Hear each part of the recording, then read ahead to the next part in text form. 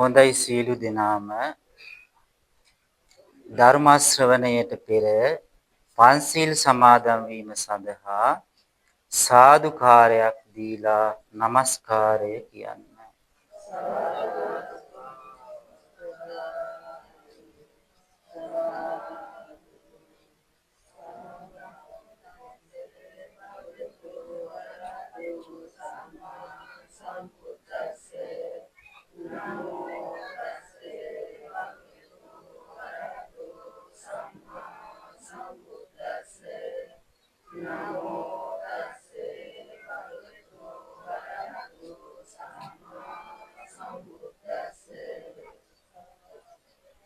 බුද්ධං සරණං ගච්ඡාමි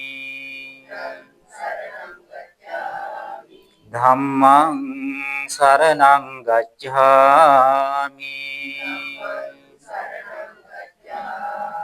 සංඝං සරණං ගච්ඡාමි ဒုတိယံ පි බුද්ධං සරණං ගච්ඡාමි ဒုတိယံ පි ධම්මං සරණං ගච්ඡාමි ဒုတိယံ පි සංඝං සරණං ගච්ඡාමි တတိယံ පි බුද්ධං සරණං ගච්ඡාමි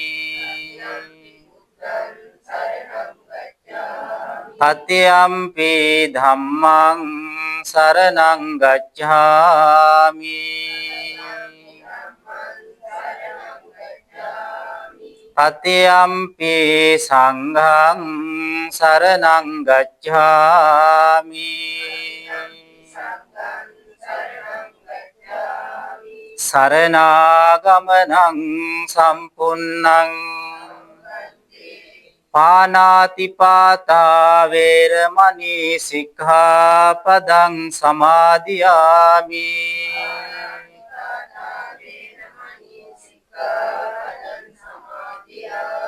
อดินนาดานาเวรมณีสิกขาปดังสมาธิยามิ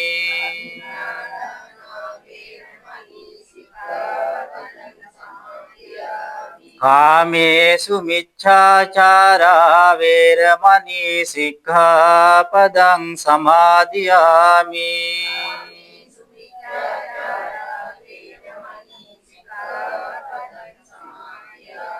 මුසාවාදා වේරමණී සික්ඛාපදං සමාදියාමි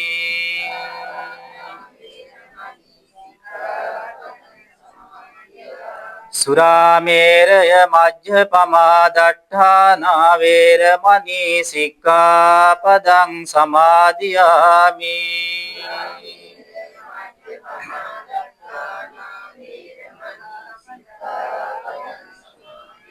උතුම් තිසරණ සහිත වූ මා සමාදන් වූ මේ සීලය මෙලොව යහපත පිණිසද පරලොව සුගතිය පිණිසද අමා මහ නිවනින් සැනසීම පිණිසමද හේතුපකාර වේවා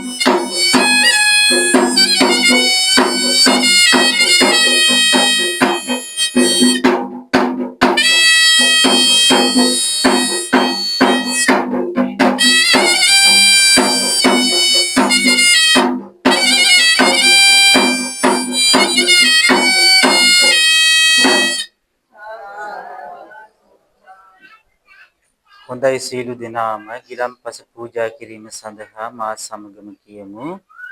ඉතිපිසෝ භගවා අරහං සම්මා සම්බුද්ධෝ විද්‍යාචරණ සම්පන්නෝ සුගතෝ ලෝකවිදු අනුත්තරෝ පුරිස ධම්මසාරති සත්තා දේව මනුස්සානං බුද්ධෝ භගවාති සාදු සාදු සාදු.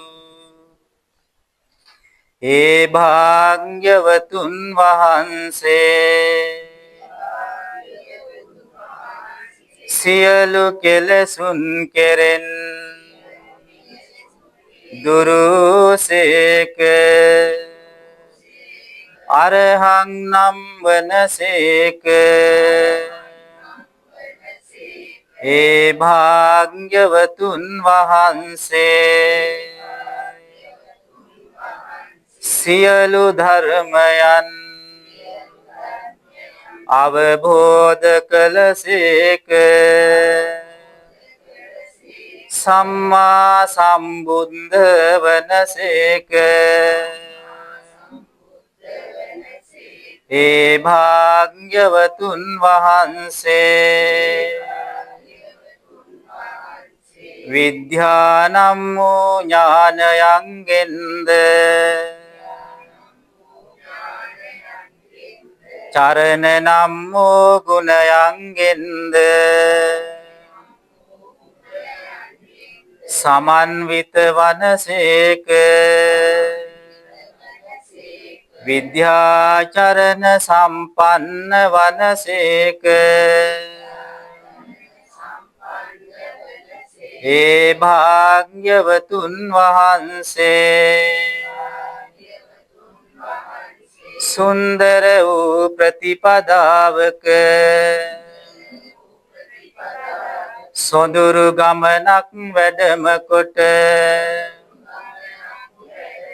පරම සුන්දර වූ නිර්වාණ ශාන්තියෙන් නිවේසන සුනසේක. සුගත නම් වනසේක. ඒ භාග්‍යවතුන් වහන්සේ සියලු ලෝකයන් අවබෝධ කරගෙන හැම ලොවින්ම එතෙර වුණුසේක. ලෝකවිදු නම් වනසේක. ඒ භාග්‍යවතුන් වහන්සේ ලෝවැසි දෙවි මිනිසුන් මනාකොට දමනය කර අමා නිවනේ හික්මවීමට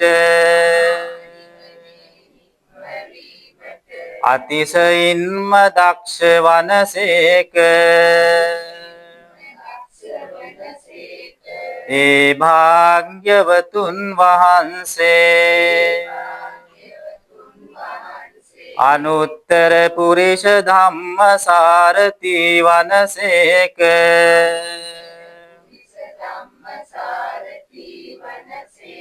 ඒ භාග්‍යවතුන් වහන්සේ සියලු දෙවි මිනිසුන් හට ශාස්තෘ වනසේක. සත්තා දේව මනුස්සා නම් වනසේක. ඒ භාග්‍යවතුන් වහන්සේ අවබෝධ කරන ලද ධර්මය ලෝකයට බෙදා දෙනසේක. බුද්ධ නම් වනසේක. ඒ භාග්‍යවතුන් වහන්සේ සියලු කාරණාවන්ගෙන්ම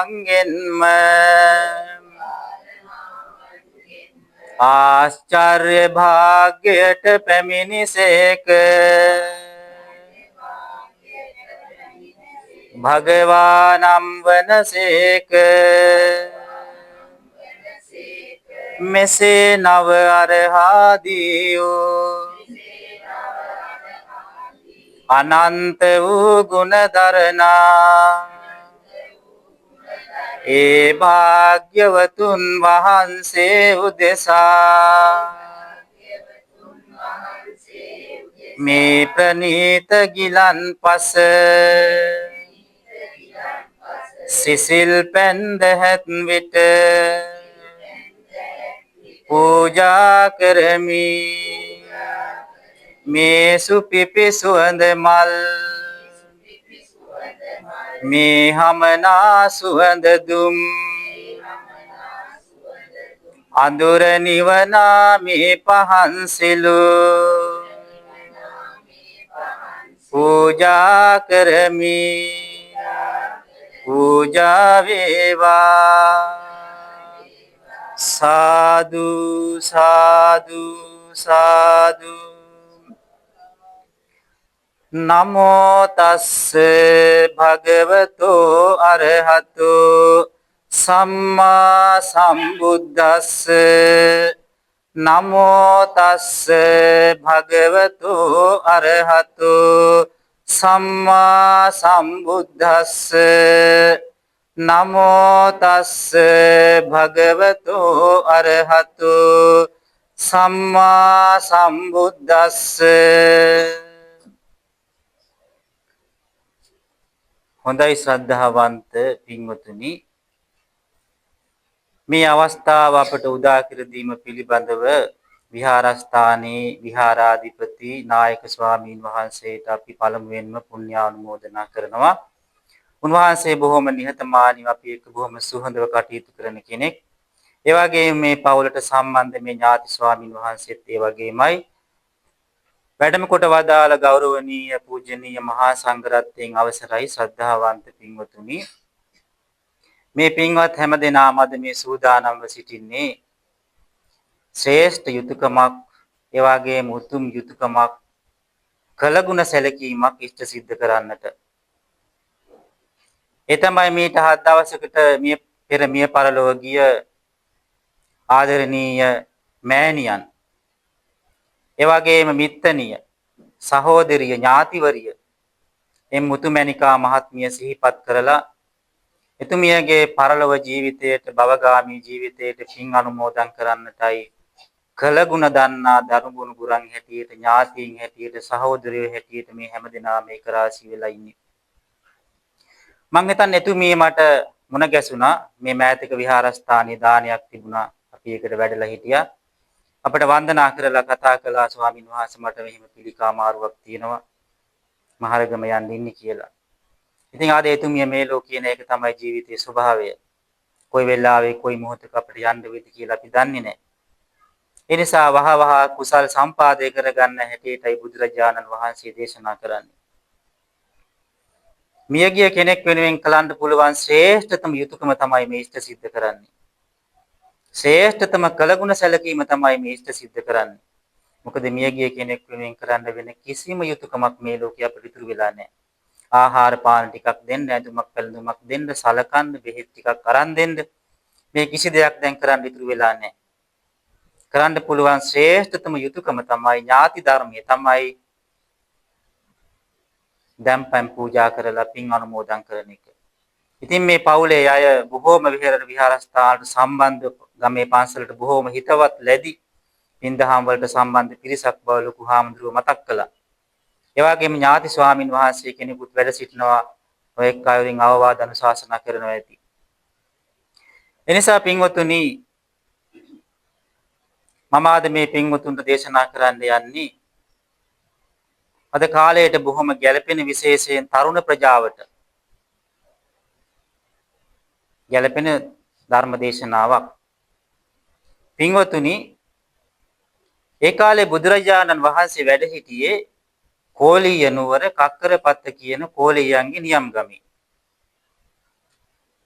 එදා බුදුරජාණන් වහන්සේ හම්බ වෙන්න ආවා දීඝජානු කියන කෝලිය පුත්‍රයා. ඒ කියන්නේ ව්‍යග්ගපජ්ජ කියලාත් එයාට කියනවා. ඇවිල්ලා බුදුරජාණන් වහන්සේට වන්දනා කරලා පැත්තකින් ඉඳලා මෙයා බුදුරජාණන් වහන්සේට කියනවා ස්වාමීනි අපි ඉතින් ගිහි ජීවිතය ගත කරන අය. රාන් රිදී මිල මුදල් පරිහරණය කරමින් සැප සම්පත් විඳිමින් යහන් වල සැතපෙමින් අමුදරුවෝ පෝෂණය කරමින් කාර්ය බහුල ගිහි ජීවිතයක් ගත කර නැත්තු. ඒ නිසා අපිට මෙලොව යහපත පිණිස හේතු වන පරලොව යහපත පිණිස හේතු වන ධර්ම කාරණාවක් දේශනා කරනසේක්වා කියලා ඉල්ලා සිටියා. ඒ වෙලාවේ බුදුරජාණන් වහන්සේ දේශනා කරනවා ඒ ව්‍යග්ගපජ්ජට එහෙම නැත්නම් දීඝජානු කියන කෝලිය පුත්‍රයාට මෙලොව ජීවිතයේ සුවසේ ගත කරන්නට මෙලොව ජීවිතයේ වාසනාවන්තව ගත කරන්නට සැපසේ ගත කරන්නට සුවසේ ගත කරන්නට නම් කාරණා හතරක් බලපානවා අවශ්‍ය වෙනවා. ඒ වගේම පරලොව ජීවිතයේ සුවසේ ගත කරන්නට සුගතිගාමී වෙන්නට සතර අපායක නොවැටි සුවසේ ජීවත් වෙන්නට කාරණා හතරක් අවශ්‍ය වෙනවා. එහෙනම් මෙලොව ජීවිතයේ සුවසේ සිටින්නට කාරණා හතරක් බලපානවා. පරලොව ජීවිතයේ සුවසේ ගත කරන්නට කාරණා හතරක් දිනු කරන්නට ඕනේ කියලා උන්වහන්සේ දේශනා කළා. යම්කිසි කෙනෙක් මේ ලෝකයේ සුවසේ ජීවත් වෙන්න අවශ්‍ය නම් එයාට ධනෙ තියෙන්නට ඕනේ. මොකද අපි මේ ගත කරන්නේ සුගති භූමියක. මනුෂ්‍ය ලෝකය කියලා කියන්නේ සුගති ලෝකයක්. තිරිසන් අපායේ සත්වයන්ට නැති, പ്രേත ලෝකේ പ്രേතයන්ට නැති, නිරේ නිර සත්වයන්ට නැති, අසුර අපායේ අසුර പ്രേතයන්ට නැති බොහෝ වරප්‍රසාද අපිට ලැබිලා තියෙනවා මේ මනුෂ්‍ය ජීවිතය තුළ. මේක සුගති භූමියක්. මේ සුගතියේ උප්පත්තිය ලැබුවේ අහම්බෙන් නෙමෙයි. ආවට ගියාට නෙමෙයි, වැරදීමකින්වත් නෙමෙයි. වෙන ඉපදෙන්න තැනක් තිබුණ නැති නිසා නෙමෙයි. පෙර ජීවිතවලදී මේ වගේ සම්බුද්ධ ශාසනවල අප්‍රමාණ කාලයක් දාන සීලාදී පින්කම් කරලා ඒ පුණ්‍ය මහිමය නිසා තමයි මේ මනුස්ස ලෝකෙ ඉපදුනේ. කලාතුරකින් තමයි කෙනෙක් මනුස්ස ලෝකෙට එන්නේ. දිව්‍ය ලෝකෙ උපදින්නේ නැත්නම් සුගතියක උප්පත්තිය ලබන්නේ. වරප්‍රසාදය අපිට ලැබුණා. ඒ වරප්‍රසාදය ලැබීමෙන් අපිට ධර්මය අවබෝධ කරගන්න අවස්ථාව උදා වුණා. බුදු කෙනෙක් ලෝකේ පහළ වෙලා ඉන්න කාලයක, ශ්‍රී සද්ධර්මය ඇහෙන කාලයක, කල්යාණ මිත්‍රයා ඉන්න කාලයක ඒ ධර්මයේ පුරුදු පුහුණු කරන්න හොඳ මනසක්, සිතක් තියෙනවා අපිට ලැබුණා. හොඳ කන් දෙකක් ලැබුණේ වහන්න. ඒ ධර්මයේ පුරුදු කරන්න හොඳ නුවණක් ලැබිලා තියෙනවා අපිට. ශ්‍රද්ධාව තියෙනවා. ධර්මය අවබෝධ කරගන්න සියලු වරප්‍රසාද අපිට ලැබිලා තියෙනවා. එහෙනම් අපි මේ අවස්ථාවයි උදා වෙන්නේ නැහැ පින් කරගන්න. නිවන් දැකීමට උපකාර වෙන කාරණාවන් ඔක්කොම අපිට ලැබිලා තියෙනවා. එහෙනම් නිවන් මාර්ගය සම්පූර්ණ කරන ගමන් දාන සීලාදී පින් කරන ගමන් ගිහි ජීවිතය ගත කරන කෙනෙකුට කාම සැප සම්පත් භුක්ති විඳින්න කිසිම බාධාවක් නැහැ ධාර්මිකව. සතර අපායේ නැති සත්‍යයන්ට වඩා විශේෂ වරප්‍රසාදයක් තමයි සුගතියේ ඉන්න අයට මේ කාම සැප සම්පත් භුක්ති විඳින්න අවස්ථාව ලැබිලා තියෙනවා. ඇස් දෙකෙන් යමක් දැකලා සතුටු වෙන්න පුළුවන්. කන් දෙකෙන් යමක් අහලා සතුටු වෙන්න පුළුවන්. යම් ආග්‍රාණයක් විඳලා නාසයෙන් සතුටු වෙන්න පුළුවන්. දිවෙන් රසයක් විඳලා සතුටු වෙන්න පුළුවන්. හිතෙන් සිතිවිල්ලක් සිතලා සතුටු වෙන්න පුළුවන්. කයෙන් පහස විඳලා සතුටු වෙන්න පුළුවන්. හැබැයි සමහර සත්‍යයන්ට අවස්ථාව නැහැ. හරක් ගත්තොත්, මෝහ ගෝණු වගේ තනකොළ ගන්න සත්තු ගත්තොත් ඒ අයට ඒ වරප්‍රසාදී නැහැ. ඒ නිසා ගිහි ජීවිතය ගත කරන කෙනා ඒ සුගතියේ තියෙන යම් සැපයක් තියෙනවද ඒක භුක්ති විඳින්න ඕනේ. ධාර්මිකව. ඒකේ කිසි වැරද්දක් නැහැ. යම් කිසි කෙනෙක් එහෙම නොවිඳිනවා නම් එයා මේ මනුස්ස ලෝකේ සැපේ විඳින්නේ නැති කෙනෙක් වෙනවා. තමන්ගේ ධර්ම මාර්ගයට බාධාවක් කරගන්න නැතුව හොඳට කන්න බොන්න, හොඳට අඳින්න පළඳින්න, ගමන් බිමන් යන්න, හොඳ සුව පහසු වාහනවල ගමන් කරන්න, හොඳ තැන්වල සංචාරය කරන්න, හොඳ ගෙවල් දොරවල් හදාගන්න, සල්ලි මිල මිදල් හරි හම්බ කරන්න කිසිම බාධාවක් නැහැ. හැබැයි බාධාව තියෙන්නේ ඒවා එක්කම ඇලිලා, ඒවා එක්කම නැහෙනවා නම්, ඒවා එක්කම ගැටෙනවා නම්, අධික තණ්හාවෙන් ඒවට බැඳිලා ඒවා මැත්තේම ජීවත් වෙනවා නම් එතනයි වැරද්ද තියෙන්නේ. ඉතින් ඒවා ධාර්මිකව භුක්ති විඳින්නට කිසි තහනමක් නැහැ බුද්ධ ශාසනය තුල. ගිහි ජීවිතයක් සාර්ථක වෙන්න නම් සල්ලි තියෙන්නට ඕනේ. ධනෙ තියෙන්නට ඕනේ. ධනෙ නැත්තම් සල්ලි නැත්තම් ඒ ගිහි ජීවිතේ සාර්ථක වෙන්නේ නැහැ. කවුරු වුණත් නැමෙන්නේ ධනෙ තියෙන කෙනා ළඟ, සල්ලි තියෙන කෙනා ළඟ. භවභෝග සම්පත් ධනෙ තිබීම සමාජයේ වරප්‍රසාදයක්. නැත්තම් කිසි කෙනෙක් ගණන් ගන්නේ නැහැ යාව. එනිසා උන්වහන්සේ දේශනා කළ මෙලෝ ජීවිතයේ සුවසේ ගත කරන්නට නම් අවශ්‍ය වෙන පළවෙනි කාරණාව තමයි උත්ථාන සම්පදා. උත්ථාන සම්පදා. ඒ කියලා කියන්නේ උත්සාහවත් වීම, වීරිය කිරීම. තමන් යම් රැකියාවක නියැලෙනවා නම්, ව්‍යාපාරයක නියැලෙනවා නම්, ගොවිතැන්පත් ආදී දේවල් කරනවා නම්,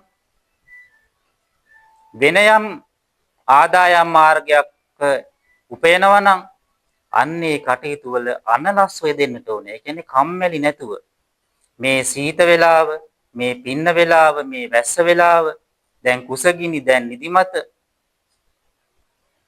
ආදී වශයෙන් සලකන්නේ නැතුව අවුව වැස්ස පින්න සීත නොබලා කුසගිනි වේදනාවක් නොබලා ඒ ගිහි ජීවිතය ගත කරන කෙනා ධනය හම්බ කරන්න උත්සාහවන්ත වෙන්නට ඕනේ. එහෙම නැත්නම් එයාගේ මෙලෝ ජීවිතයත් නැති වෙලා යනවා. සමහර විට එයාගේ පරලෝ ජීවිතයත් විනාශ වෙලා යනවා.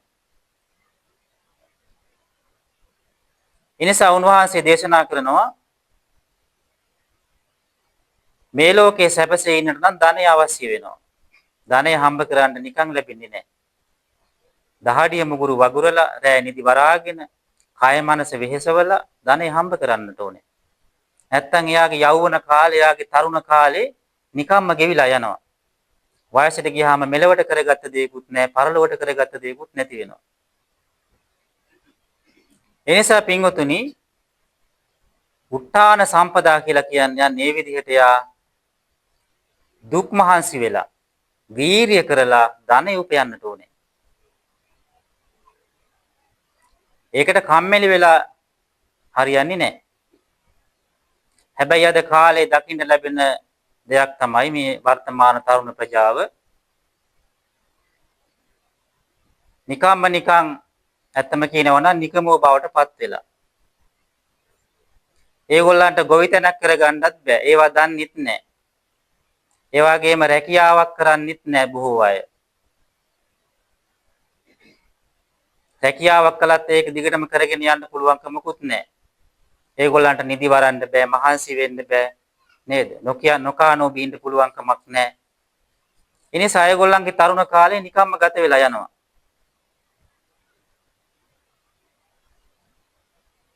මහන්සි වෙන්නේ නැහැ. ඒගොල්ලන්ට ඒක රස්සාවක් එක විදිහකට කරගන්න පුළුවන් කමක් නැහැ. රැකියාවකට ගියපු ගමන් බලන්නේ පහසුකම් නේ.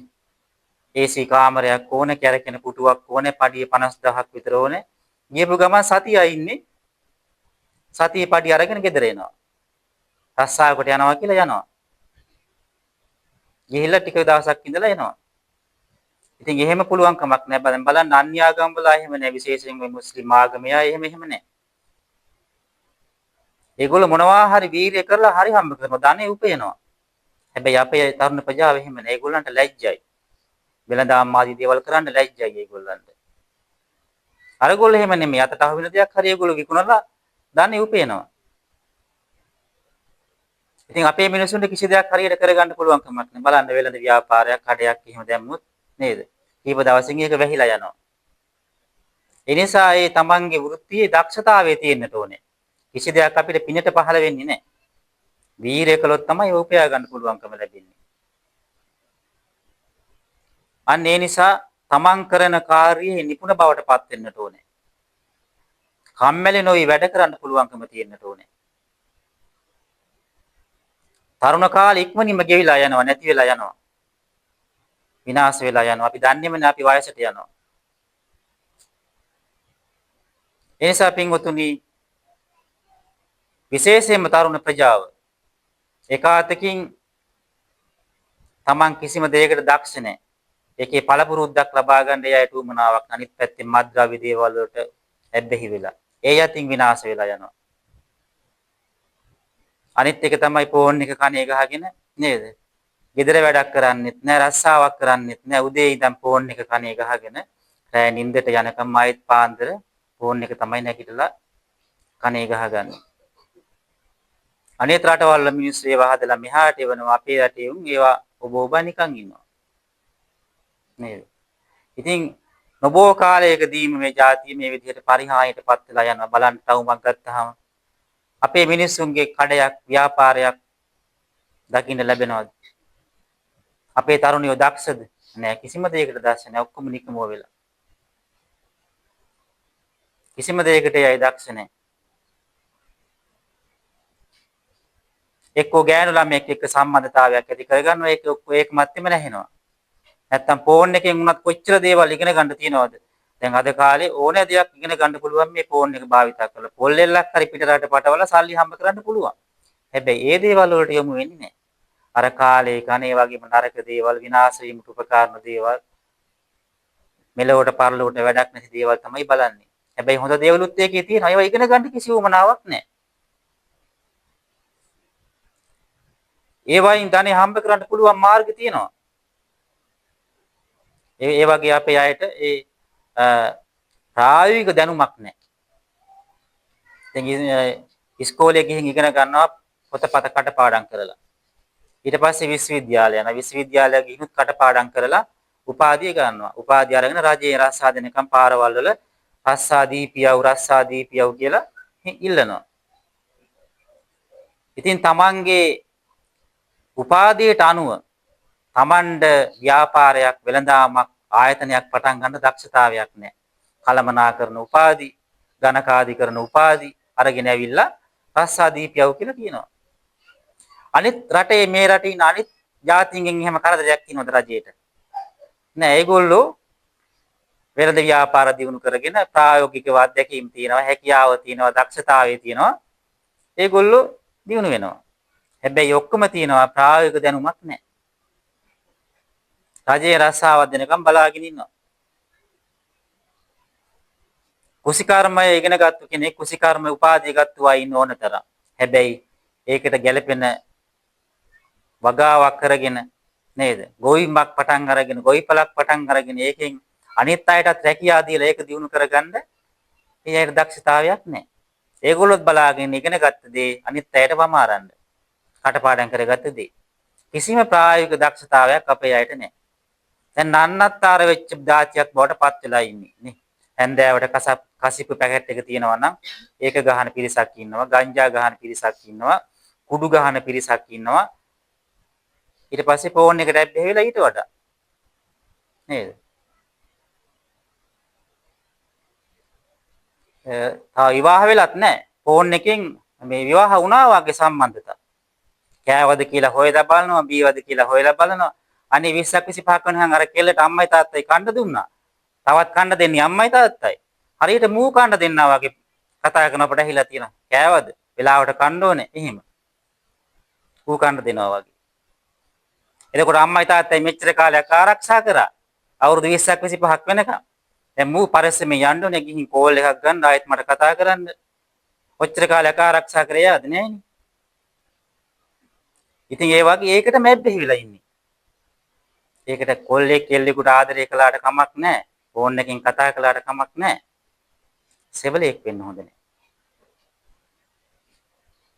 ඉතින් මේ දේවල් දකිනකොට වඳ බහැපු જાතියක් බවට දැන් පත් වෙලා ඉන්නවා කියන එක මේ හැමෝම දන්නවා ඇති. ඒ නිසා උත්තාන සම්පදා මොනවා හරි දෙයක් දැන් අනිත් රටවල් මිනිස්සු එහෙමනේ වැසිකිළියක් හරි හොදලා පාරේ කුණු ටික හරි විසි කරලා ඒ මිනිස්සු රස්සා කරනවා. හැබැයි අපි අයවට කැමති නැහැ, ලැජ්ජයි ඒවා කරන්න. මොකද මේ සිංහලයන් තුළ තියෙන ලොකු මාන්නයක්, උද්දච්චකමක්. හැමදේම කරන්නේ අනුන්ට පේන්න. අපි ජීවත් වෙන්නේ කතා කරන්නේ ගෙදරට බඩුවක් මුට්ටුවක් ගත්තත් ගෙදරක් හැදුවත් මේ ඔක්කොම කරන්නේ අනිත් අයට පේන්න. අපි ජීවත් වෙන්නේ ඇත්තටම අනිත් උන්ට පේන්න.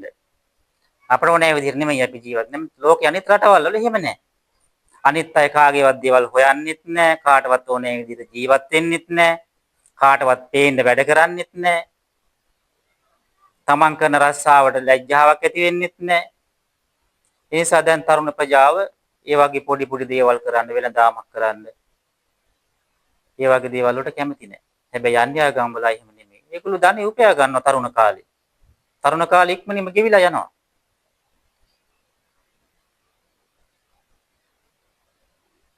ඉතින් ජීවත් වෙන්න නම් ධනෙ අවශ්‍ය වෙනවා. ඒගොල්ලෝ හීන දැක දැක ඉන්නවා. තමන්ගේ සිහින සැබෑ කරගන්න නම් වැඩ කරන්න ඕනේ. මහන්සි වෙන්න. අහුවෙන රස්සාව කරන්න ඕනේ. ඊට පස්සේ ඒකෙන් අත්දැකීමක් ලැබෙනවා. ඒකෙන් තව රස්සාවකට. ඒකෙන් අත්දැකීමක් ලැබෙනවා තව දෙයක් කරන්න. ඒකෙන් පන්නරය ලැබෙනවා. බොහෝ දේවල් ඉගෙන ගන්නවා. අත්දැකීම් ලැබෙනවා. මිනිස්සු හඳුනා ගන්නවා. මිනිස්සු වාසය කරන්න ලැබෙනවා.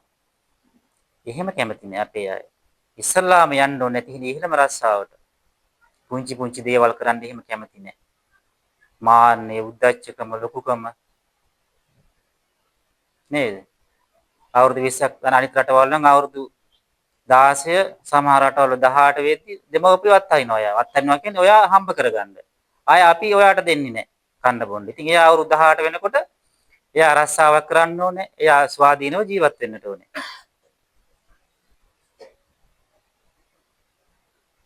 ඒ රටවල එහෙම තමයි. දෙමව්පියෝ තියාගෙන කන්න දෙන්නේ අවුරුදු 25 30 වෙනකම්.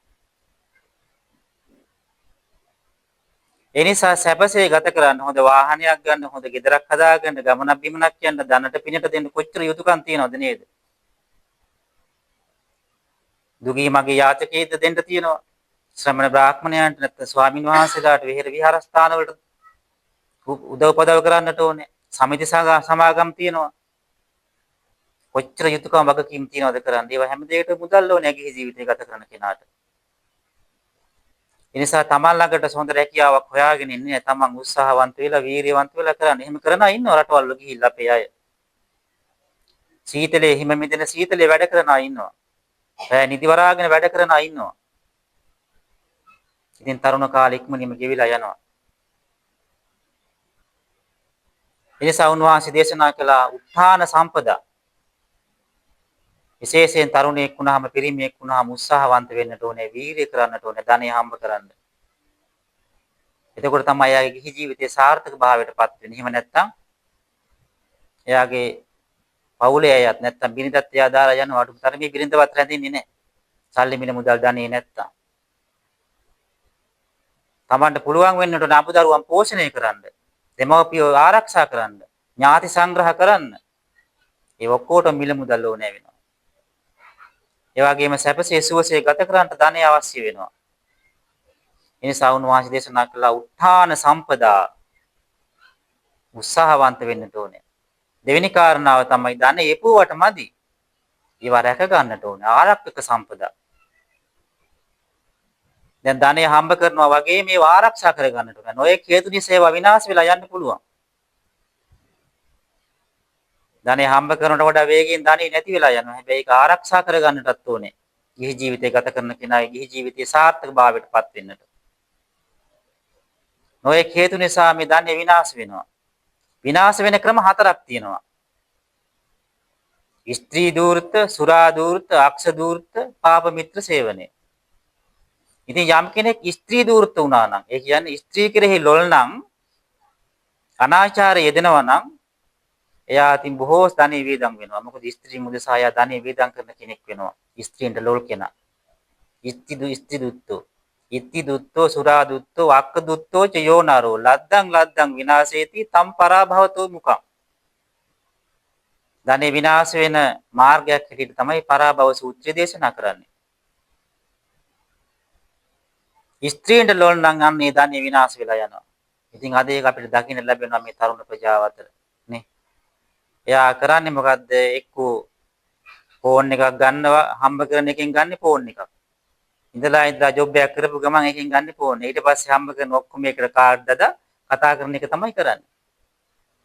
දැන් මේ දේවල් වලට පහසුකම් ලැබිලා තියෙනවා අනාචාරය දෙන්න ඕන තරම්. නේද? Facebook තියෙනවා. එක දේවල් තියෙනවා. නම්බර හොයාගන්න පුළුවන්. ඉතින් ඒ වලින් අනාචාරයට ඇබ්බැහි වුණාන් පස්සේ හම්බ කරන දාන මේ පැත්තට යනවා. විනාශ වෙනවා. ඉස්ති දුත්තෝ සුරා දුත්තය. සුරාවට ඇබ්බැහි වීම. ඉතින් සිංහල බෞද්ධ පිරිස තරම් සුරාවට ඇබ්බැහි වෙච්ච පිරිසක් මේ රටේ නැහැ. ඔය මද්ද්‍රව්‍ය නිසා පුනරුත්ථාපනයේ කඳවුරු වල හිරගෙවල් ඉන්න අයගෙන් 180ක් ඉන්නේ සිංහල බෞද්ධ අය. ඔබ සමහර දන්නවත් ඇති නැතුවත් ඇති 90%කටත් වැඩි පිරිසක් විනාශ වෙලා මේ මද්ද්‍රව්‍ය නිසා. ගම් වල නැති වුණ මේ සමහර විට නගරාසන්න වල පාසල් ළමයි පවා මද්ද්‍රව්‍ය පෙති වර්ග ඒ වගේ බෙහෙත් වර්ග විදගෙන මේ පාසලට එන්නෙත් ඒවා ඒ මද්ද්‍රව්‍ය අරගෙන. කසිප්පු ගංජා කුඩු නොයෙක් දේවල් වලට ඇබ්බැහි වෙලා ජීවිත විනාශ වෙලා. ඉතින් ඒගොල්ලෝ ප්‍රශ්න විසඳන්න බලන්නේ මද්ද්‍රව්‍ය වලට ඇබ්බැහි වෙලා. ඒ නිසා මේ ඕනෑ ප්‍රශ්නයකට පිරිමින්ට උපකාර වෙන්නේ මද්ද්‍රව්‍ය. දැන් කාන්තාවෝ වැඩි හරියක් එහෙම මද්ද්‍රව්‍ය පානය කරන්නේ නැහැ. දැන් නම් ඉන්නවා එහෙම. නමුත් මේ ගම් වල බොහෝ විට ගත්තාම මේ කාලේ ඉඳන් මේ දක්වා මද්ද්‍රව්‍ය වලට ඇබ්බැහි වෙච්ච කාන්තාවෝ නැහෙනි. හැබැයි කාන්තාවන්ට දරා ගැනීම තියෙනවා නේද? ඕනෑම ප්‍රශ්නයක් දරා ගන්න පුළුවන්කම තියෙනවා. හැබැයි පිරිමියට එහෙම දරා ගන්න බෑ. ඒ දරා ගන්න බැරි නිසා තමයි මොකක් හරි ප්‍රශ්නයක් වෙච්ච ගමන් බොන්නේ. දානේ ගෙදරත් බීලා, මල ගෙදරත් බීලා, පින්කම් ගෙදරත් බීලා, පන්සලෙත් බීලා, කොයි වෙලාවෙත් ඉන්නේ කසිප්පු ගහපු ගමන්. ඒ කියන්නේ හොඳ සිහියෙන් ඉන්න බෑ යාට. බහුතරයක් පිරිමින්ද. දුකක් ආපු ගමන් ඒත් බොනවා. දරා ගන්න බෑ. කොන්ද පණ නැහැ. සතුටක් ආපු ගමන් ඒත් බොනවා. දැන් අනිත් ආගම් වල එහෙම බොන්නේ නැහැ. එහෙනම් ඒ මද්ද්‍රව්‍ය වලට ඇබ්බැහි වෙච්ච අය දැන් ඉන්නේ. ඒ කියන්නේ යාට නැතුව බෑ දැන්. කුඩු නැතුව බෑ, ගංජා නැතුව බෑ, කසිප්පු නැතුව බෑ. ජීවිතේ පවත්වාගෙන යන්න. එයාගේ ජීවිතේ පවතින ඒවා නිසා දැන්. එහෙනම් හම්බ කරන දේ ඔක්කොම මොකද වෙන්නේ? ඒකට විනාශ වෙලා යන්නේ නැති වෙලා යනවා. මද්ද්‍රව්‍ය වලට ඇබ්බැහි වෙච්ච කෙනාට මේ ජීවිතේම බලපෑම් පහක් ඇති වෙනවා. එකක් තමයි එයා ලෙඩ වෙනවා. මද්ද්‍රව්‍ය නිසා ලෙඩ වෙනවා. ලෙඩ වුණාන් පස්සේ යාට ඒකට බොහෝ වේදම් කරන්න වෙනවා සල්ලි. දෙවෙනි කාරණාව තමයි යාගේ ලැජ්ජා බය නැති වෙනවා. සමාජයේ ගණන් ගන්නෑ යාව. කුඩුකාරයා, කසිප්පුකාරයා, ගංජාකාරයා එහෙම මිනිස්සු කියන්නේ නේද? සමාජයේ තියෙන ගෞරවය නැති වෙනවා. ඊළඟ ලැජ්ජා බය නැති වෙනවා. එයා දන්නේ නෑ එයා ලැජ්ජා බය කියන දෙයක් දන්නේ නෑ. ධනෙ විනාශ වෙලා යනවා. පවුල් කඩාකප්පල් වෙනවා. මේ ජීවිතයේම ලැබෙන වරප්‍රසාදේ මද්ද්‍රව්‍ය නිසා. පරලෝකදී ඒකාන්තයෙන් මන්ද බුද්ධික් වෙලා උප්පත්තිය ලබනවා. ඒ හැම වෙලාවෙම ඉන්නේ සිහි විකල් වෙලානේ. එතකොට ඊට අනුව තමයි යාගේ විඥානය සකස් වෙන්නේ. ඊට පස්සේ උපදින්නේ අර ඉන්නේ මන්ද බුද්ධිකයෝ. කටෙන් කෙල පෙරෙන අය නේද? සිහි කල්පනාව නැති අය වගේ පිස්සුව වෙලා උප්පත්ති ලැබුණ මේ ජීවිතෙත් එයා ඉන්නේ එහෙම තමයි. ඊළඟ එයාගේ ධනෙ විනාශ වෙන මාර්ගයක් තමයි මොකද්ද? සූදුවට ඇබ්බැහි වීම. සූදුවට ඇබ්බැහි වෙච්ච අයගේ ජීවිත ගැන හොයලා බලන්න සමහරට යාලා ගෙවල් දොරවල් පවා ඉඩකඩම් පවා විකුණනවා නැත්තම් උගස් තියනවා. ඒ වගේම තමයි පාප මිත්‍ර සේවනය. පාප මිත්‍රයා නිසා තමයි මේ ඔක්කොටම පුරුදු වෙන්නේ. ස්ත්‍රී දූර්ත, සුරා දූර්ත නේද? මද්ද්‍රව්‍ය වලට මේ හැම දෙයකටම පුරුදු වෙන්නේ පාප මිත්‍රයා නිසා. ධනෙ විනාශ වෙන ඊළඟ කාරණාව තමයි පාප මිත්‍ර. ඈ තමයි මේ අයහපතට යොමු කරන්නේ. ඉතින් අපි ළඟ ඉන්න මිත්‍රයන්ගෙන් වැඩි හරියක් පාප මිත්‍රයෝ තමයි. මොකද බොණ්ඩ යන් කියලා කතා කරනවා නම් වෙන වැරදි වලට කතා කරනවා නම් ඒකාන්තයෙන් මෙයා පාප මිත්‍රයෙක්. ඉතින් කවුරුවත් කියනවාද අපි යම් බණ ටිකක් අහන්න, අපි යම් සිල් ගන්න? එහෙම කියනවාද? අපි යම් දානයක් දෙන්න? එහෙම කියනවා නම් එයා තමයි යහපත් මිත්‍රයෙක් වෙන්නේ. කල්යාණ මිත්‍රයෙක් වෙන්නේ. කවුරුවත් මිත්‍රයෙක් එහෙම කියනවද? නැහැ. කිසි කෙනෙක් එහෙම කියන්නේ නැහැ. එයා යොමු කරන්න හදන්නේ වැරදි පැත්තටමයි. සීල දුරාචාර වලට හේතුව පාප මිත්‍රයා. බුදුරජාණන් වහන්සේ දේශනා කරන එක අවස්ථාවක මේ අසත්පුරුෂයා හඳුනා ගන්න ලක්ෂණ තුනක් තියෙනවා. සිතෙන් සිතුව සිතන්නේ දුෂ්ට චේතනාවක්මයි. වචනයෙන් කතා කරුවොත් කතා කරන්නේ දුෂ්ට වචනයක්මයි. කයෙන් ක්‍රියා කළොත් ක්‍රියා කරන්නේ දුෂ්ට ක්‍රියාවක්මයි. සිත මුල් කරගෙන වචනය මුල් කරගෙන කය මුල් කරගෙන දුෂ්ට සිතවිල්ලක්මයි සිතන්නේ දුෂ්ට වචනයක්මයි කතා කරන්නේ දුෂ්ට ක්‍රියාවක්මයි කරන්නේ.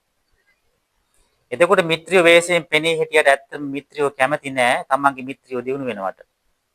ඒක තමයි යථාර්ථය. තමන් වගේම හැමදාම එකවල ඉන්නවට තමයි යාළුවෝ කැමති. ඒගොල්ලෝ කැමති නෑ තමන්ගේ යාළුවා දිනු වෙනවට. ඒගොල්ලෝ බලන්නේ කකුලෙන් ඇදලා කොහොමද පල්ලෙහාට ගන්න කියලා. ඒගොල්ලෝ තමයි දුරාචාරයට යොමු කරන්නේ මේ අඟුලිමාල වුණත් කල්ප ලක්ෂයක් පෙරම් පුරාගෙන ආපු කෙනෙක් මිනී බරුවෙක් බවට පත් කළේ කවුද? යාළුවෝ. ඇයි? ඊර්ෂ්‍යාව නිසා. එයාට ඉගෙන ගන්න හරි දක්ෂයි යා. යාළුවෝ කල්පනා කළා මේ අපිට වඩා ඉහළින් යනවා ඒක කරන්න දෙන්න බෑ. කියලා ගුරුතුමාට කේලම් කරලා කියලා මිනී මරුවෙක් බවට පත් කළා. ඒ නිසා පාප මිත්‍රය ඇසුර නිසා තමයි සියලු විනාශයන් සිදු වෙන්නේ. ඒ නිසා එවන් මිත්‍රයන්ගෙන් ඈත් වෙන්න ඕනේ. සමාජයට හොඳ හිත පෙන්නනවා වෙන දැනක ගිහිල්ලා වෙන කතාවක් කියන්නේ. වචනේ එකක් කියනවා හිතේ තියෙන වෙන එකක්. දියුණු වෙන මාර්ගයේ පෙන්වා දෙන යාළුවෝ මේ ලෝකේ කොහෙවත් නැහැ. අපි මෙහෙම කරමු, මෙහෙම වෙළඳාවක් කරමු, මෙහෙම බිස්නස් එකක් කරමු, අපි මෙහෙම රස්සාවක් කරමු. එකතු වෙලා කියලා කියනවද කවුරුවත්? නෑ, එහෙම යාළුවෝ නෑ. එහෙම කියන්නේ නෑ කවුරුවත්. තමනුත් විනාශ වෙලා අනුනුත් විනාශ කරන්න තමයි බලාගෙන ඉන්නේ. ඒ නිසා ආරක්ෂක සම්පදා දැන් ධනෙ විනාශ වෙන ඕනතරම් මාර්ග තියෙනවාද? ධනෙ ඉපෙව්වට වැඩක් නැහැ. දැන් සමහර අය ඉන්නවා මස් මුලින් සඳහන් කළා වගේ මේ අපි ලෝකෙට පේන්නේ ජීවත් වෙන්නේ. එතකොට එහා ගෙදර කෙනා ටිකක් ලොකුට ගේ හැදුවොත්, එයා වාහනයක් ගෙනාවොත් නේද? එයා ලොකු ටීවී එකක් ගෙනාවොත් අපිට ඉන්න බෑ. අපිට සල්ලි නෑ. එයාට සල්ලි තියෙනවා කියමුකෝ. අපි මොකද කරන්නේ? නෑ අපිත් ගන්න ඕනේ කොහොම හරි. ඊට පස්සේ ආ ණය වෙනවා. ණය වෙලේ වගේ නෝ අන්තිමට මොකද ණය ගෙවා ගන්න බැරි වුණා පස්සේ. දැන් ගෙදර මෙන්න ඔක්කොම බලු ටික අරගෙන ලෝරිය නේද? ඊට පස්සේ ණයට ගන්නවා පස්සේ ගෙවන්න කියලා ඔක්කොම බලු ටික දීලා යනවා. හැබැයි ගෙවන්න යනකොට අමාරුවේ වැටෙනවා. ඒ නිසා සමහර අය ඉන්නවා වාහන අරගෙන ණය අරගෙන ඒවා ගෙවා ගන්න බැරුව බොහෝම අපහසුතාවයටපත් වෙනවා. සමහර විට එයාට ඒක වාරිකයේ ගෙවන කාලේ එනකොට නිින්ද යන්නේ නැහැ. එයා කායිකවත් පිරිහිලා යනවා, මානසිකවත් පිරිහිලා යනවා, වද විඳිනවා. සමහර ධනය තියෙන දේවත් විකුණනවා. පෞල් ජීවිත කඩාකප්පල් වෙනවා, ආරවුල් ඇති වෙනවා. ඒ ලෝකෙට පේන දේවල් කරලා සියලු දේවල් අන්තිමට නැති වෙනවා. ඉතින් මේ විදිහට ඕනෑවට වඩා ණය වෙනවා නම් ඒකත් ධනෙ විනාශ වෙන්න එක හේතුවක්. තව කාරණයක් තමයි අද කාලේ මිනිස්සුගේ ඉතින් තණ්හා වැඩිනේ අපේ මිනිස්සුන්ගේ. කොච්චර දැනුවත් කළත් දැනුවත් වෙන්නේ නැහැ. ප්‍රඥාව යටපත් වෙලා තියෙන දැන් පහුගිය කාලේ ඔබ දකින්න ඇති මේ ලොකු පොලි දෙනවා කියලා බැංකු හදාගෙන මිනිස්සු වරවට මේ මෙච්චර ගාණක් පොලිය දෙනවා කියලා කෝටි ගණන් අරන් ගිහින් තැන්පත් කළා ධනපතියෝ. අන්තිමේට අර මිනිස්සු සල්ලිත් අරගෙන බැංකුව වහලා ගියා. ඊට පස්සේ උද්ඝෝෂණය කරනවා සල්ලි දෙන්න කියලා. නේ? ඒ ලොකු පොලියක් ගන්න ඒක හොයලා බැලුවේ නැහැ මොනවත් නැහැ තණ්හාවට කෝටි ගණන් දැම්මා. මේ පැත්තෙත් ඔය වගේ බැංකුවක් තිබිලා මන් දන්නේ කෙනෙක් ඒකේ ලක්ෂ 20ක් තැන්පත් කළා. අන්තිමේට බැංකුවක් නැහැ මිනිස්සුත් නැහැ හොයාගන්න බැරි වුණා. එයා එල්ලිලා මැරුණා. හරේ කණ්ඩ ගියාම වෙන දේවල්. ඊළඟ කාරණාව තමයි ණයක් වුණත් කාට හරි දෙනකොට ණය දෙන කෙනෙකුට ණය දෙන්නට ඕනේ. ණය නොදෙන මිනිස්සුන්ට කවදාවත් ණය දෙන්න යන්න එපා. ණය ගනුදෙනුවක් කරනවා නම් යම් කිසි කෙනෙකුට උදව්වක් කරනවා නම් ඒවා ආපහු ගන්න බලාපොරොත්තුවක් තියෙනවා නම් ලිඛිත සාක්ෂියක් ඇතුව ඔබ හිතමු අපි ලක්ෂයක් කාට හරි ණයට දෙනවා කියලා. කිසි කෙනෙක් ගැන විශ්වාස කරන්න එපා. මම මේ අහවල් දවසේ මෙහිම ලක්ෂයක් දුන්නා කියලා ලියුමක් අරගෙන ඒක දෙන්න ගන්න බලාපොරොත්තුවක් තියෙනවා නම්. මොකද ඒ වගේ දේවල් කොච්චරවත් ලෝකේ වෙලා තිනවා ගත්තේ නැහැ පුළුවන් නම් ඔප්පු කරන්න කියනවා. නීතියට උසාවියට ගියාට ඔප්පු කරන්න විදිහක් නේ වගේ සිදුවීම් අපි දන්න සිදුවීම් තියෙනවා. ණයට දීලා ණය දෙන්නේ නැහැ. පොලිසියට ගියන් පස්සේ කියනවා කෝ සාක්ෂි. මොකුත් නැහැ. එහෙනම් යන්න ගෙදර. අන්න ධනෙ විනාශ වෙන තවත් මාර්ගයක්. සමහර අය ඉන්නවා ඒ වගේම විශ්වාස නැති අයට නොයෙක් දේවල් වලට ඇපේට අස්සම් කරනවා. කවදාවත් ඒ දේවල් කරන්න එපා හොයලා බලන්න නැතුව. ඉතින් ඒ විදිහට අද කාලේ නොයෙක් ක්‍රම මගින් ධනෙ විනාශ වෙනවා. ණයට දෙනවා නම් අනිවාර්යයෙන්ම දෙන කෙනෙකුට අර විසාකාවටත් ඇගේ මේ පියා කියනවා විවාහ ජීවිත වල යන දවසේ දෙන අයට පමණක් දෙන්න කියලා. නොදෙන අයට දෙන්න එපා කියලා. ඉතින් ඒ වගේ අමතක වුණා වගේ ඉන්නවා සමහර අය. ඒ වගේම සමහර අයට සිදුවීම් වෙලා තියෙන මම දන්නා ඉන්නවා. රට රස්සාවලට යන්න කියලා සල්ලි දෙනවා. ඉල්ල ගන්නවා. ලක්ෂ ගණන් දෙනවා අරන් කියලා කිසිම හේවා හොයා බැලීමක් නැහැ. ලක්ෂ ගණන් අරන් ගිහිල්ලා දීලා අන්තිමේට සල්ලිත් නැහැ රට රැකියාවක් නැහැ. මම මේ දන්න කෙනෙක් මෑතකදී බොහොම අමාරුවෙන් තමයි මාස ගාණක් ගිහලා සල්ලි ටික අපහු ගත්තේ. ලිඛිත සාක්ෂියක් නැහැ කිසි හොයා බැලීමක් නැහැ. මෙච්චර මුදලක් රට යනකොට එහි පඩිය හම්බ වෙනවා ලක්ෂ 10ක් ලක්ෂ 20ක් හම්බ වෙනවා කියපු ගමන් අරන් ගිහී සල්ලි ගෙඩිය පිටින් බඳිනවා. ඊට පස්සේ ඒකත් නැහැ. අද හැමතැනම ඉන්නේ වංචාකාරයෝ.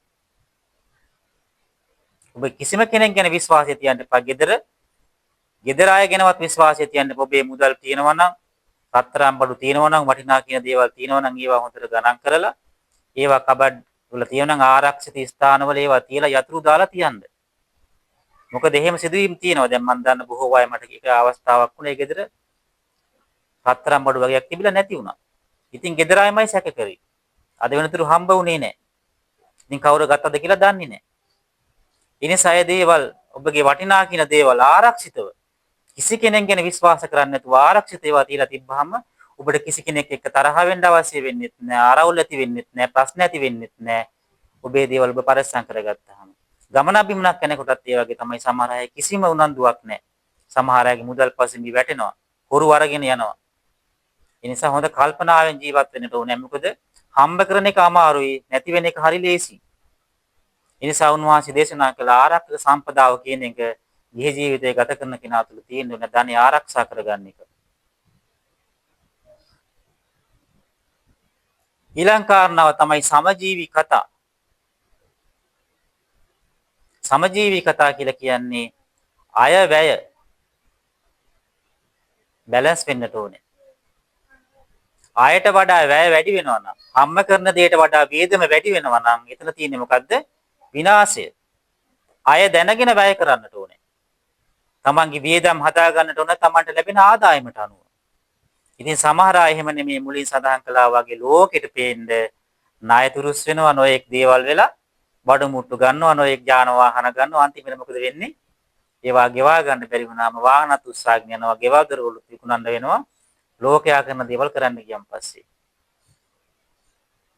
ඒ නිසා තමන් ලැබෙන ආදායමට අනුව වියදම් සකස් කර ගන්නට ඕනේ. එහෙම නැති වුණොත් ඒ ගිහි ජීවිතේ පරිහානියටපත් වෙනවා. තමන්ට ලැබෙන ආදායමට වඩා සුඛෝපභෝගී ජීවිතයක් ගත කරන්න යනවා නම් ඒක මෝඩකමක්. ඒක ගත කරන්න වෙන්නේ ණය වෙලා. හැබැයි සමහර අය ඉන්නවා බොහෝම ධනෙ තියෙනවා ගත කරන්නේ බොහෝම දුක්ඛිත ජීවිතයක්. බුදුරජාන් වහන්සේ ඒකටත් ගරහනවා. මධ්‍යස්ථ ජීවිතයක් ගත කරන්නට ඕනේ. ධනෙ තියාගෙනත් කන්නේ බොන්නේ නැත්තම්. මොකද මේක සුගති භූමියක්. මේ සුගති භූමියේ කොයි වෙලාවෙ අපිට යන්න වෙයිද දන්නේ නැහැ. මේක අතහැරලා ගිහින් බල්ලෙක් වෙයිද, හරකෙක් වෙයිද නේ. අපි දන්නේ නැහැ ඊළඟ ආත්මෙ. තිරිසන් ලෝකෙ ඉපදෙයිද, പ്രേත ලෝකෙ ඉපදිලා ඉන්න වෙයිද අපි දන්නේ නැහැ. ඒ නිසා ඒ සැප සම්පත් භුක්ති විඳින්න ඕනේ. ඒ අය අනුව, වැය අනුව සමානුපාතික වේක. ණය වෙලා සැප විඳින්න එකත් වැරදි. ධනේ සම්පත් තිබිලා දුක්ඛිත ජීවිතයක් ගත කරන නම් ඒත් වැරදි. දැන් බොහෝ අය ඉන්නවා. මේ මිනිස්සු මේ ලෝකෙට ඇවිල්ලා ඉන්නේ වැඩ කරන්නමයි. දාසියෝ වගේ. වැඩ කරනවා කවදාවත් වෙලාවකට කන්න නැහැ, හොඳ කෑමක් කන්න නැහැ, වාහනයක් ගන්න නැහැ, ගමනක් බිමනක් යන්නේ නැහැ. පිනක් දහමක් කරගන්නේ උදේ ඉඳන් රැ වෙනකන් මේ මිනිස්සු කරන්නේ වැඩම තමයි. කුඹුරු වල, හේන් වල නේද? ඔය විශේෂයෙන් ඔය තරහ වෙන්න එපා මෙහෙම කිව්වට. ඔය යාන වාහන තියෙන ට්‍රැක්ටර භූතයෝ ඉන්න අය ගොඩාක් අය එහෙම තමයි. ඒවා එක්ක මහන්සි වෙනවා මිසක් ඒගොල්ලන්ට සැප විඳින්න හම්බෙන්නේ නැහැ. වා ට්‍රැක්ටරයක් තිබුණාන් පස්සේ එයා බලන්නේ තව ට්‍රැක්ටරයක් ගන්න. එතකොට ඒකෙන් ගේ බලන තවත් ට්‍රැක්ටරයක් ගන්න හම්බ කරලා. භූතයෙක් තියෙන කෙනෙක් බලන්නේ තවත් භූතයෙක් ගන්න. ඒගොල්ලෝ කවදාවත් කාර් එකක් ගන්න, වෑන් එකක් ගන්න. අර සැපේට කැමති නෑ. මම දන්න ගොඩාක් අය හිමි ඉන්නවා. ඒගොල්ලෝ සැප විඳින්න කැමති නෑ. පොඩි වෙලාවක් හරි ඒගොල්ලෝ මේ නිකන් හිටියොත් අනේ මහා අපරාධයක් මේ වැඩක් කරගන්න තිබ්බා නිකන් හිටියේ කියලා හිතනවා. එහෙම කියනවා. සැපක් විඳින්න කැමතිම නෑ අයත්. දුක් විඳින්නමයි කැමති. 16 වගේ මේ ලෝකේ වැඩ කරලා පරම්පරාවත් නොදුටු පරම්පරාවටත් එක්ක ධනෙ හම්බ කරලා මැරෙන්න තමයි බලාගෙන ඉන්නේ. අන්තිමේට කොයි වෙලාවෙද දන්නේ මරණයට පස්සේ අර ධනෙ Tamanටත් නෑ, Taman දන්න කෙනෙකුටත් නෙමෙයි වෙන උරුමක් කාරයෙකුට අයිති වෙනවා. අර පරම්පරාවෙන් දරු මුණුබුරු Taman දන්නේවත් නෑ සමාධි ඉපදෙන අය. ඉතින් Tamanට ජීවත් වෙන්න Taman හරි හම්බ කරගත්තා නම් හොඳටම ඇති දරුවොන්ට හම්බ කරන්න ඕනේ පරම්පරා ගානකට. හම්බ කරන ගමන් සමාජ යුතුයකම්, දෙමව්පියන්ගේ යුතුයකම්, පන්සලේ විහෙර විහාරස්ථාන යුතුයකම්, නෑදෑයන්ගේ යුතුයකම්, අමුදරුවන්ගේ යුතුයකම්, හිත මිත්‍රාදීන්ගේ යුතුයකම් ඒවත් කරන්නට ඕනේ. ඒක තමයි ධර්මය උගන්වන්නේ. ආත්මාර්ථකාමී විදිහට ජීවත් වෙලා හරියන්නේ නැහැ. අන්න ඒ නිසා මේ මනුසාත්මයක් ලැබුණේ සැප විඳින්න. සමහර එහෙම නෙමේ සත්තු වගේ. ඒගොල්ලන් ඕනෑවට වඩා දුක් විඳිනවා. ධනෙ හම්බ කරන්න ඕනේ, ධනෙන් සැප විඳින්න ඕනේ, ධනෙන් පින් කරන්නත් ඕනේ.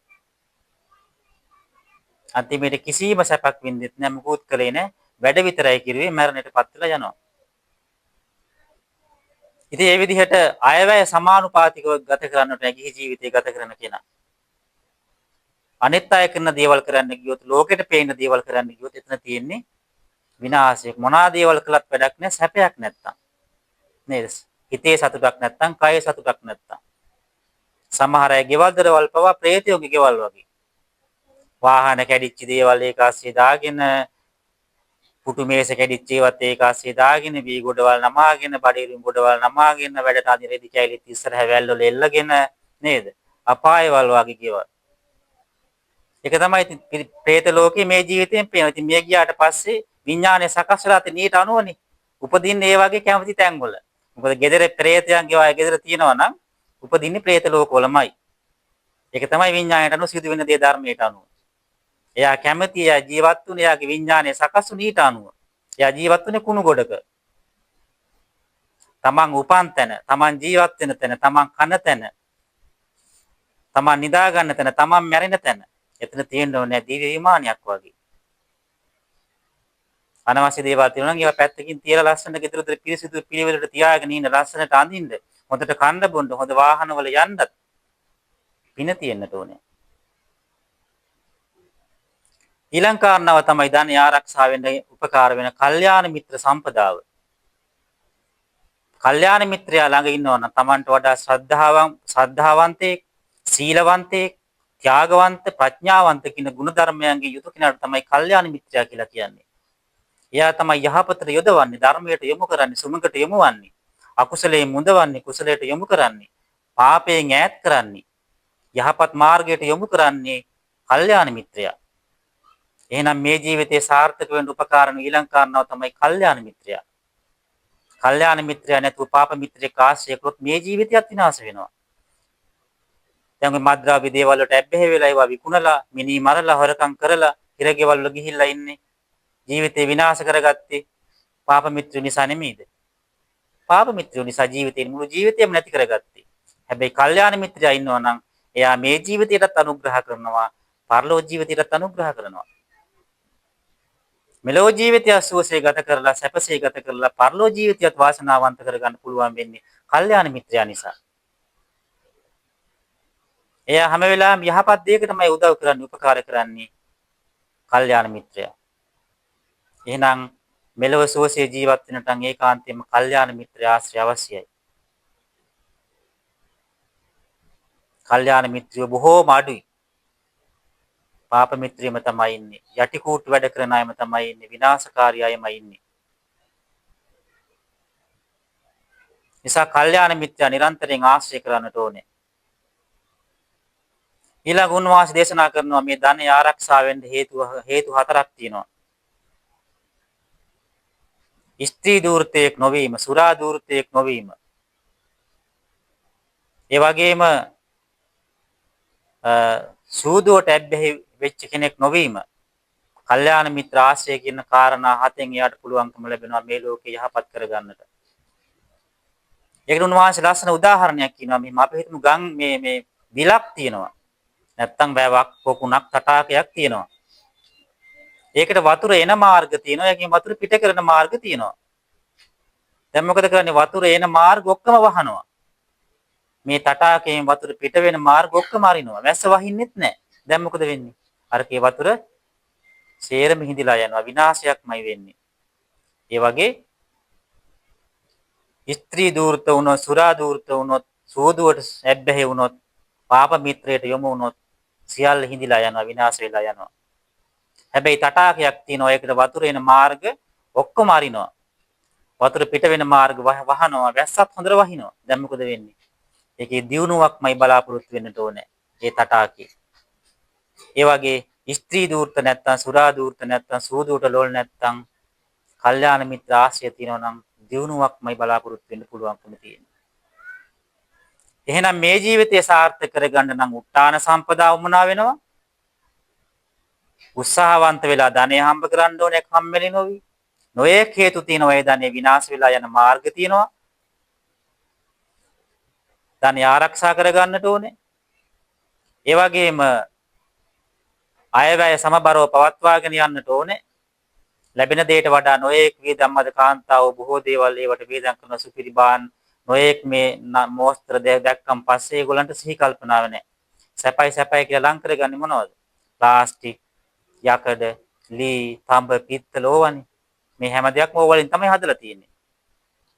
ඉතින් අර පේමන්ට් වල තියෙන අලුත් බාන්න දැක්කම නවීන පන්නේ මේ කාන්තාවට සිහිය සම්පත නැහැ. අරවා සේරම ගෙනල්ලා ගෙවල් වලට කරගන්නවා.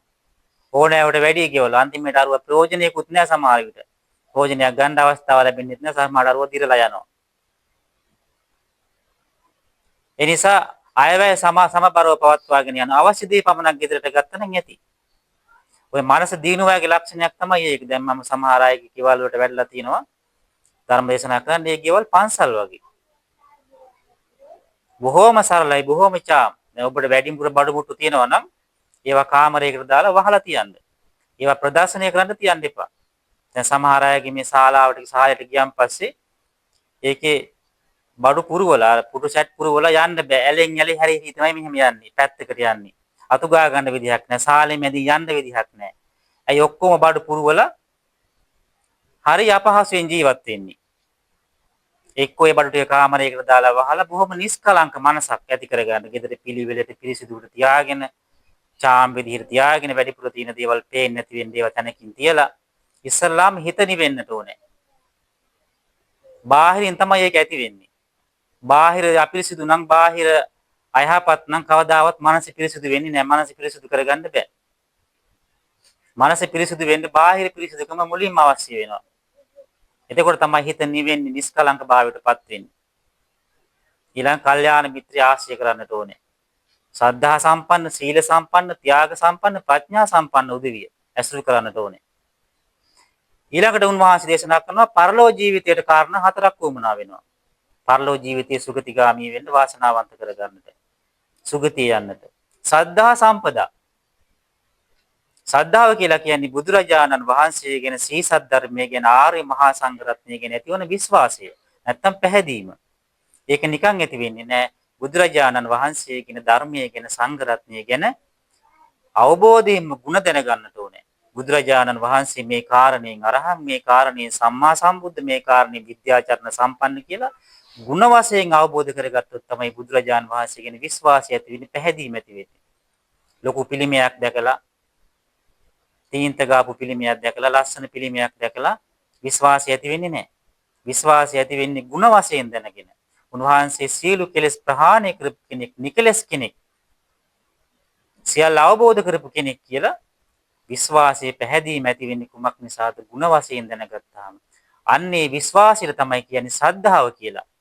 එහෙනම් සම්බුද්ධ ශාසනය පවතින්නේ ශ්‍රද්ධාව නිසා. නිවන් මාර්ගයේ තියෙන කුසල ධර්මයන් තියෙන ශ්‍රද්ධාව මත. බුදුරජාණන් වහන්සේ ගැන, ධර්මයේ ගැන, සංඝ රත්නය ගැන තියෙන විශ්වාසය මත. ඒක තමයි අත්තිවාරම. ඒක තමයි ෆවුන්ඩේෂන් එක. බුදුන් දහම් සංඝුන් ගැන අවබෝධයෙන් පැහැදීමක් නැත්නම් එයා කරන්නේ අනවබෝධයෙන් ඒ වැඩේ. ඒවා වැඩි කල පවතින්නේ නැහැ. ඒ පින් මහත්ඵල මහානිසංස වෙන්නේත් නැහැ. එයා ඒ කාලයකට හොඳයි කාලයකට අයහපත්. කාලයකට සංඝයාට බයිනවා, ධර්මයට බයිනවා, බුදුන්ට බනිනවා. ඒ වගේ අනවබෝධයෙන් වැඩ කරන්නේ. ඒ නිසා සද්ධා සම්පදා කියලා කියන්නේ අවබෝධයෙන්ම බුදුන් දහම් සංඝුන් ගැන පැහැදීම ඇති වෙන එක. ඒක කවදාවත් සෙලවෙන්නේ නැහැ, වෙනස් වෙන්නේ නැහැ. ඒ මත තමයි තිරසාර ගමනක් ධර්ම මාර්ගය තුල ගමන් කරන්න පුළුවන් වෙන්නේ. අන් ඒක නිසා පරලෝ වශයෙන් සුගතිය උපදිනවා. දිව්‍ය ලෝකවල උපදින්න, මනුෂ්‍ය ලෝකවල උපදින්න, ආයු සම්පත්, නිරෝගී සම්පත්, භවභෝග සම්පත්, පරිවාර සම්පත් ආදී සියලු ලෞකික සැප ඒ තිනුරුවන් කෙරෙහි පැහැදීම මත ලැබෙනවා. ඒ විතරක් නෙමෙයි ලෝකෝත්තර සැපය වූ සෝවාන් සකදාගාමි අනාගාමි අරහත් මාර්ගඵල නිවන තියෙන්නේ ශ්‍රද්ධාව මත. එහෙනම් ලෞකික ලෝකෝත්තර සියලු සම්පත් උදා කරලා දෙන්නේ ශ්‍රද්ධාව නිසා.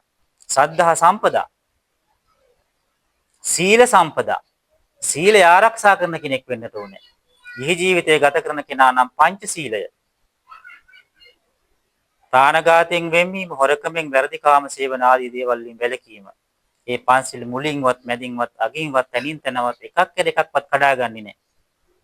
අපි පංචශීල ගන්නවා වගේ මේ පංචශීල ආරක්ෂා කරන්නට ඕනේ. පංචශීල ආරක්ෂා කරන අය තමයි සුගතිය උපදින්නේ. සුගතිය කියන්නේ දිව්‍ය මනුෂ්‍ය ලෝකවල උපදින්නේ සිල් ආරක්ෂා කරන අය.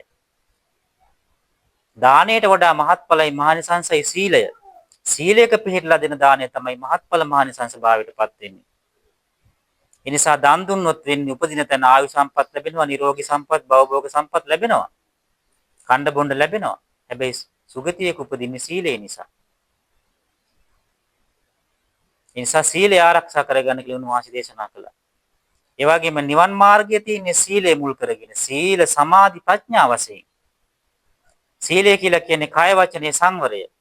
කය වචන සංවරණොත් තමයි සිත සංවර කරගන්න පුළුවන් වෙන්නේ. ඒ තමයි සමාධිය. ඒ සමාධිය තුළ ඉඳලා තමයි විදර්ශනාව ඇති කරගෙන ප්‍රඥාව ඇති නැත්නම් නිවන ඇති වෙන්නේ.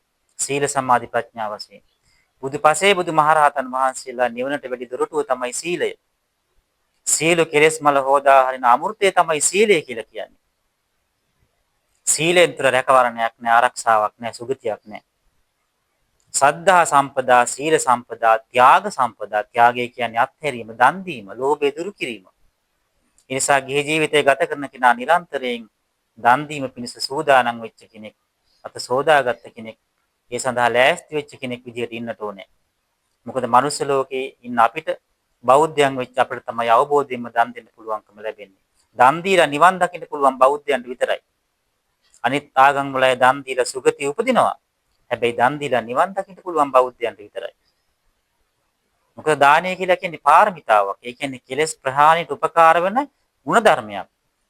දානය කියලා කියන්නේ. ඒ නිසා තමයි බුදුපසේ බුදුමහරහතන් වහන්සේලා දාන පාරමිතාව පුරන්නේ. සියලු ගුණයන්ට ප්‍රකට වන්නේ මුල් වෙන්නේ ත්‍යාගය නැත්නම් දන් දීම. සීලාදී ගුණධර්ම කෙනෙක් තුළ වැඩෙන්නේ ත්‍යාගය නිසා, දන් දීම නිසා, අත්හැරීම නිසා, ලෝභය දුරු කිරීම නිසා. මසුරු පුද්ගලයන් තුළ කවදාවත් සීලාදී උසස් ගුණධර්ම වැඩෙන්නේ නැහැ. සීල ගුණයන්ට ප්‍රමුඛ වන්නේ සීලය. ඒ නිසා හැමතැනදීම මේ දානය පෙන්වා දුන්නා. ත්‍යාගය, ත්‍රිවිධ පුණ්‍ය ක්‍රියා, දස පුණ්‍ය ක්‍රියා, දස පාරමිතා, දස රාය ධර්ම හැමතැනම තියෙන්නේ මොකද්ද? දානය. දානය නිසා සත්වයා තුළ සීලාදී ගුණධර්ම වැඩෙන්න පටන් ගන්නවා. දන් දීම නිසා සත්පුරුෂ ආශ්‍රය ලැබෙනවා. ස්වාමින් වහන්සේලා ඇසුරු කරන්න ලැබෙනවා. බණ අහන්න ලැබෙනවා. දන් දීම නිසා. ඒ නිසා සියලු ලෞකික ලෝකෝත්තර සැපයන් උදා කර දෙන කප්පුකක් තමයි දානය කියලා කියන්නේ. ප්‍රඥා සම්පදා අවසානික. ප්‍රඥාව කියලා කියන්නේ ලෞකික වශයෙන් ලෝකෝත්තර වශයෙන් දෙකකට බෙදන්න පුළුවන්. හැම පිනක්ම කරන්නට ඕනේ අවබෝධයෙන් යුක්තව. කර්මඵල විශ්වාස කරගෙන, පින සලකාගෙන, පිනේ යානිසංස දැනගෙන, තුනුරුවන්ගේ ගුණ දැනගෙන, සංඝයාගේ ගුණ දැනගෙන අවබෝධයෙන් යුක්ත තමයි පින් කරන්නට ඕනේ. අර අය කරනවා කියලා, මෙයාලා කරනවා කියලා Tamanට පවරන නිසා, පැවරෙන නිසා ලෝකෙට පේන්න වෙන යම් ප්‍රතිලාභ පිණිස කරන පින් මහත්ඵල මහානිසංස වෙන්නේ නැහැ. පිනක් මහත්ඵල මහානිසංස වෙන්නේ අවබෝධයෙන් කරනකොට. ඒකට තමයි ප්‍රඥාව කියන්නේ. ඒ වගේම ලෝකෝත්තර ප්‍රඥාව කියලා කියන්නේ පංච උපාදානස්කන්ධේ පටිච්ච සමුප්පාද ආදී ගැඹුරු ධර්මයන් නුවණින් දකින සිහිය. ඒකට තමයි ප්‍රඥාව කියලා කියන්නේ. පංච උපාදානස්කන්ධේ පටිච්ච සමුප්පාදය සතර මහා ධාතු අන්නේ ගැඹුරු ධර්මයන් නුවණින් දකින්න පුළුවන් නම් ඒකට තමයි ලෝකෝත්තර ප්‍රඥාව කියලා කියන්නේ. ඒ නිසා සියලු කාරණාවන්ට මුල් වෙන්නේ ප්‍රඥාව. ගිහි ජීවිතයේ වුණත් ඒ ගිහි කටයුතු වලට ප්‍රඥාව අවශ්‍ය වෙනවා. එහෙනම් ධර්ම මාර්ග යන කෙනෙකුට ඒකාන්තයෙන් මේ කටයුතු අවබෝධයෙන්ම කරන්න වෙනවා. අනුන් කරනවා කියලා හෝ Tamanට පවරන නිසා, Tamanට පැවරෙන නිසා, වෙන යම් ප්‍රතිලාභයක් නිසා එහෙම පින් කරාට ඒක වැඩක් වෙන්නේ නැහැ. වැඩක් වෙන්නේ අවබෝධයෙන්ම පින පමණක් සලකාගෙන වෙන කිසිම දෙයක් අපේක්ෂා නොකර. එහෙනම් අවබෝධයෙන් කරන පින්කම් තමයි මහත්ඵල මානසංස භාවයට පත් වෙන්නේ. එහෙනම් පරලෝ ජීවිතේ වාසනාවන්ත කරගන්න සද්ධා සම්පදා, සීල සම්පදා, ත්‍යාග සම්පදා, ප්‍රඥා සම්පදා අවශ්‍ය වෙනවා. ඒ නිසා මේ කාරණාව හොඳට මතක තියාගෙන මෙලෝ ජීවිතය සාර්ථක කරගෙන සුගතියක ඉපදලා ඉන්නවා, කලාතුරකින් ලැබිලා තියෙනවා. හොඳට ධනෙ උපයාගෙන ධනෙ භුක්ති විඳින්මින් සුවසේ සැපසේ විඳින්මින් දාන ආදී පින්කම් කරමින් මේ මනුස්ස ජීවිතයේ සුගති භූමියේ භුක්ති විඳින්න ඕනේ. නැත්තම් තිරිසන් වගේ මැරිලා යනවා වැඩම කරලා පොළොවටම පස්සෙලා යනවා. මනුස්ස ලෝකේ වෙනසක් නැහැ. පින් දහම් හොඳට කරගන්නට ඕනේ. ඒ වගේම පරලෝක පිණිස පවතින කාරණා හතර ශ්‍රද්ධාව ඇති කරගෙන, සීලය දියුණු කරගෙන හොඳට දම්පැන් පූජා කරලා, ඒවා අවබෝධයෙන් යුක්තව කරගෙන පරලෝක ජීවිතයත් වාසනාවන්ත කරගන්නට හැමදෙනාටම ධෛර්යය, ශක්තිය, වාසනාව ලැබේවා.